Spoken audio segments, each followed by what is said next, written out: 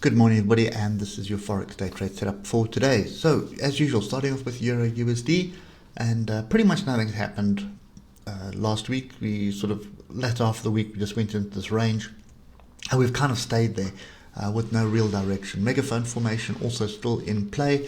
However, the trend is down. You can see the trend is clearly to the downside. This is a downside trend, so we should be looking for opportunities to sell into this. But the fact that we've been bouncing around here off this bottom level here, which is 117,644, all of last week, that's kind of what was being defended last week. That is a fairly interesting scenario. So what I mean by that is we are sideways, but we are forming a range. So we start getting above the structure, coming back and testing it. That starts putting a potential reversal on the cards to the upside. So at the moment, oscillators, moving averages, everything are indicating another leg down, but I think I'll just sit on the sidelines based on what happened on Friday. You can see big up, big down, big confusion, no real direction. In actual fact, most of last week was like that if you look at it. So yeah, nothing for me to trade here. This level to the upside, 117,844. If we can get above it and find support on the 15-minute, then you do have potential for two targets the upside, and I think the first one is going to be right here at 118,033, and then the second move would be 118,160. So that's kind of the view on Euro USD. Moving across to US dollar, Japanese yen, and kind of a similar situation, although there's a little bit more structure here. You can see we have broken above the moving averages, still in a bearish twist at the moment. But it could be forming a flag, or alternatively just coming back to find structure for another leg up. So I think if we start dropping down to the 1 hour, you'll see the chaos of Friday. So big up, big down, big up, and then going into the close. And what's happened in the Asian session is we've just like drifted lower, and it's happening across the board on all indexes as well. So for me, this is just really creating opportunities to buy back into this. So this is definitely an area I want to be paying attention to, and I just want to fine tune it onto the structure here, and that is 110,310. So definitely an area to be watching this morning and see what kind of price action we can get here off the structure. So if we can get a fairly decent consolidation here, there would be another leg up. And this is a Fibonacci trade of note. So 50% Fibonacci right off this level here. Next level is down here, and that's the 61.8, which is right here.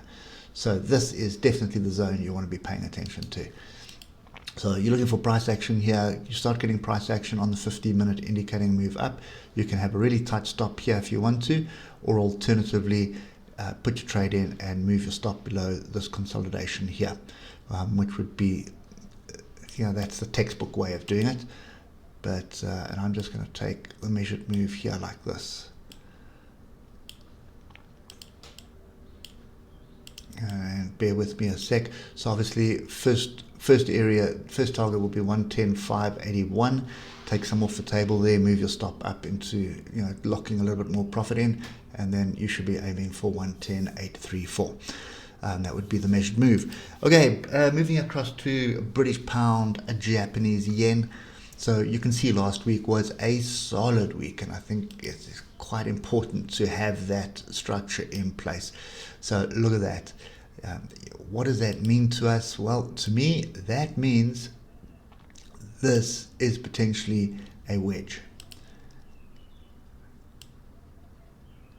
And that is a dip below the wedge for a move to the upside. You'll probably see it better on the 8 hour.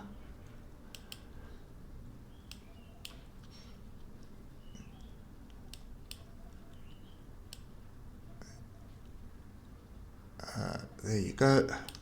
So there's the wedge, and we've below it. Now often when you see a break below a wedge like that in the opposite direction to what the wedge would actually play out, then what you see is a potential violent break of the wedge structure to the upside, and this is a bearish flag. Sorry, not a bearish flag, it's a bullish flag. So bullish wedge So what you're looking for is a pretty decent break and structure for a bigger move to the upside. So the weekly is a pretty interesting view here. Although the 8 hour, the trend is down, the weekly, the trend is up. So this is kind of where you need to pay very close attention, because there is all indication that this thing is going to squirt to the upside. And this trend that has started last week is going to continue. Look at the 1 hour oscillators starting to group to the downside. Loads of diversions. You can see all of this price. You see price is making higher highs. That is a higher high than that fractal, that one, and that one, and that one.